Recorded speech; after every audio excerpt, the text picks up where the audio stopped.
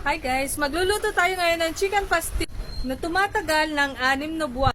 Makakasama natin si Ka Chris Bautro, ang may-ari ng Altera Grill Restaurant Unlimited. Narito nga ang mga sangkap na kakailanganin sa paggawa natin ng 1 kilong chicken pastil. 1 kilong manok, yung breast part, mantika 2 cups, chili powder kalahating kutsarita, dahon ng laurel 2 piraso, at ang soy sauce natin 1 kutsara, oyster sauce natin ay 1 kutsara din, and then yung turmeric powder natin, pangpalasa natin, at saka aroma niya, kalahating kutsara din. Onion leaves naman ay 1 cup, tapos yung ating star anise ay 2 piraso lang para lang naman siya sa aroma, and then celery leaves, isang tangkay, tapos ang suka natin ay 2 kutsara. Nagpainit na tayo ng mantika, inilagay na natin yung bawang, kasunod na ngayon yung sibuyas. Kailangan nating halu-haluin para hindi siya masunog at hintayin natin na maging golden brown yung texture ng ating bawang at saka sibuyas. Nasa likod nga pala ng Ka Chris ang aming destinado na si Kajan Larry Miranda na napaka-supportive po sa aming aktibidad. Ilalagay na natin ngayon ang onion leaves, tapos halu-haluin natin mabuti para hindi masunog ang ating niluluto.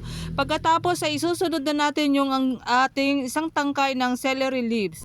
Habang nagluluto nga pala ang Ka Chris ay maraming kapatid ang nanonood sa kanya at marami ang nagtatanong at gustong matutong magluto ng chicken pastil.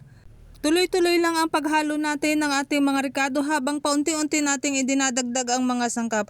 Ngayon nga ay naglagay na siya ng 2 piraso ng laurel, 2 piraso ng star anise. Tuloy-tuloy lang ang gagawin nating paghalo. Siya nga pala yung chicken breast na 1 kilo ay pinakuluan na po at kailangan nating himayin ng pahaba yung texture niya, kagaya ng ginagawa dito ni Ka Chris. Para sa mga nanay dyan at sa mga ilaw ng tahanan na naghahanap ng ekstrang pagkakakitaan o di kaya problema sa ibabaon ng mga anak nila sa school, eto na po yung sagot sa mga problema natin kasi eto, gaya nga na sinasabi ko, ng chicken pastil ay kayang tumagal hanggang 6 na buwan. Balik tayo sa niluluto natin, ayan na nga, golden brown na, kaya inilagay na natin yung ating hinimay na manok at hahaluin pa rin natin ng dire-diretso. Ang chicken pastil ay isa sa mga produkto ng kumpanya ng Ka Chris na kung saan ay nagsusupply sila sa iba't ibang panig ng Pilipinas, ganun din sa ibang bansa. Nakapaglagay na nga pala tayo dito ng chili powder, turmeric powder at saka ng asukal at saka ng suka. Ngayon naman yung soy sauce at saka yung oyster sauce. Ayan, malapit nang maluto ang ating chicken pastil. Sa mga kapatid nga pala na gustong umorder ng produkto ng Ka Chris, ilalagay ko po mamaya sa comment section yung link ng kanyang kumpanya para po makapag-order kayo. Ayan po, luto na ang ating 1 kilong chicken pastil.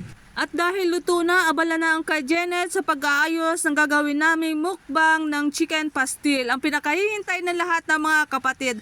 Eto na po siya, pinagsasalu-saluhan na po ng lokal ng Kaingin. Salamat po Ka Chris, salamat po sa family at salamat po sa mga kapatid na patuloy na dumadalo po ng aktibidad ng buklod sa lokal ng Kaingin. Shoutout po sa mga followers ko at sa mga kapatid po na sumusubaybay rin po sa akin. Kung gusto niyo pong umorder, nasa comment section. Salamat po!